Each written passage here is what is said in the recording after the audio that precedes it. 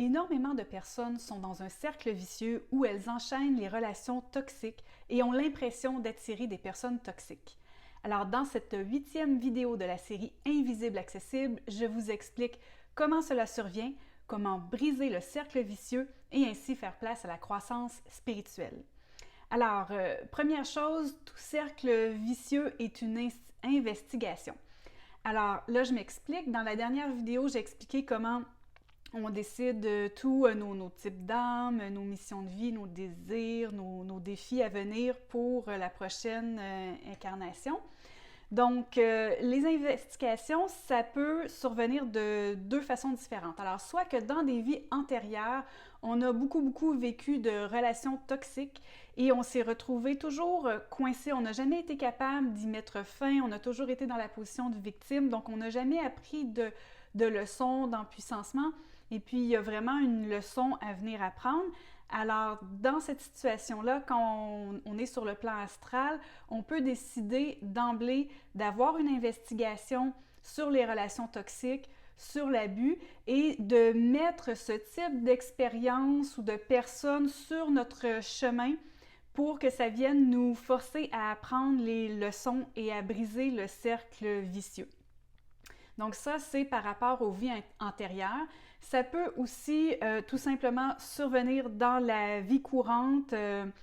Il arrive toujours des mauvaises choses, malheureusement, sur le plan physique qui ne sont pas prévues. Donc, ça peut être déclenché dans la vie courante.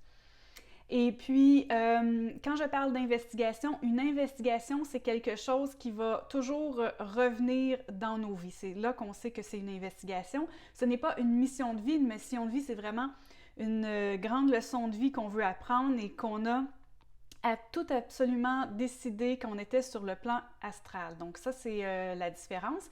Et puis, une investigation, c'est une façon de renverser la vapeur, donc de prendre une situation déplaisante et de la transformer en occasion de croissance. Maintenant, pourquoi est-ce que ça revient tout le temps? Donc, comme j'ai déjà dit, c'est que ça peut être dans les vies antérieures et puis l'âme veut apprendre. L'âme ne veut plus être une victime, l'âme veut s'empuissancer. C'est comme ça qu'on va avoir des situations sur notre chemin pour nous permettre de faire les apprentissages et la croissance spirituelle qui va de pair. Et puis, quand on a l'impression d'attirer ces personnes-là, eh bien, c'est que on n'a pas de prise de conscience par rapport aux relations toxiques. On ne réalise pas que c'est pas normal, que c'est pas tout le monde qui vit ça et qu'on n'a pas à subir ça.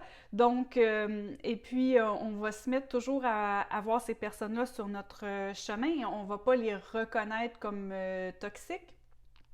Et puis, et c'est comme ça qu'elles vont entrer dans nos vies. Donc, ce que tout le monde veut savoir, c'est comment briser le cercle vicieux. La première chose, je disais tout à l'heure qu'on n'a pas de conscience, qu'on laisse ces gens-là entrer dans nos vies, on laisse les situations perdurer. Donc, la première chose, c'est d'en prendre conscience. Prendre conscience que la relation est toxique, que ça n'est pas normal. Ensuite, on va arrêter de trouver des excuses pour l'autre personne et ou de penser que tout est de notre faute. On va arrêter de penser qu'on est une victime et qu'on ne peut pas s'en sortir.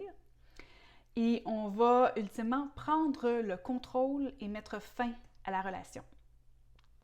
Et en faisant ça, on va venir s'empuissancer en tirant des leçons de résilience et de force intérieure. Maintenant, comment s'assurer qu'on ne retombe pas dans le panneau? Si on a réalisé qu'on était dans une relation toxique, on s'en défait, mais on veut surtout être sûr que la prochaine personne avec qui on tombe amoureux, amoureuse, n'est pas une personne qui va générer de la toxicité dans la relation. Donc, première chose qui est très importante, c'est de consulter des experts, des psychologues, faire des thérapies, des spécialistes des relations toxiques. Je connais Nathalie Gaillard qui est sur Instagram avec le compte Les Hypersensibles qui déchirent, que je vous conseille fortement. Et elle est spécialisée dans entre autres, dans l'hypersensibilité bien sûr, mais aussi les relations toxiques. Donc, je vous conseille fortement d'aller consulter son profil Instagram et puis je vais mettre le lien là, en bas dans les commentaires de cette vidéo.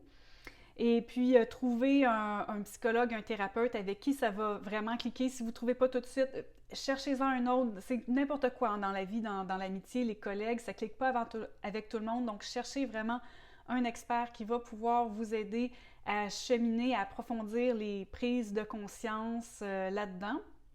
Et puis, une très, très bonne façon que je trouve qu'on peut faire qu'on devrait faire dans toutes les sphères de notre vie, c'est d'établir, identifier ses besoins et puis établir ses non négociables. Ça a été tellement une réalisation pour moi d'établir les non négociables. Dès qu'on a une faiblesse dans une sphère de notre vie, qu'on n'est pas capable de s'affirmer, de mettre notre pied à terre, de dire non, moi je veux pas ça, on écrit nos non négociables, ce qu'on n'est plus capable d'accepter. Dans le cas des relations toxiques, ce qu'on ne veut plus accepter pour nos prochaines relations et surtout, on s'y tient.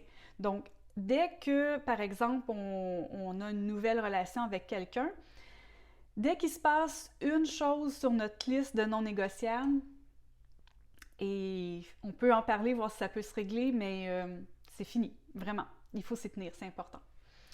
Et ce qu'on peut faire aussi, on peut faire des régressions pour aller voir dans des vies antérieures si on a des sources, plusieurs vies antérieures d'abus, de relations toxiques. Ça peut aider à expliquer pourquoi est-ce que ça revenait beaucoup dans cette vie-ci.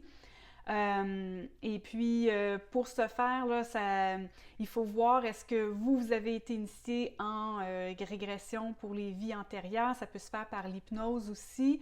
Je ne vous conseille pas de faire ça sans être avec quelqu'un qui va venir vous diriger et s'assurer que vous êtes protégé et de vous amener dans ce processus-là. Ça n'a pas besoin d'être très, très long et difficile. Andy McLeod, lui, avec son membership, il fait à chaque mois des régressions et c'est très simple et très rapide.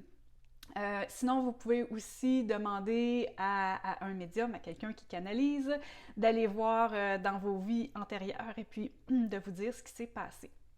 Donc, voilà. Et avant de vous laisser, je veux vous dire 2 phrases clés très, très, très importantes. Premièrement, il n'y a jamais de croissance spirituelle dans l'abus. Deuxièmement, il n'y a jamais de souffrance dans une relation saine. Il peut y avoir des défis, mais il n'y a jamais de souffrance.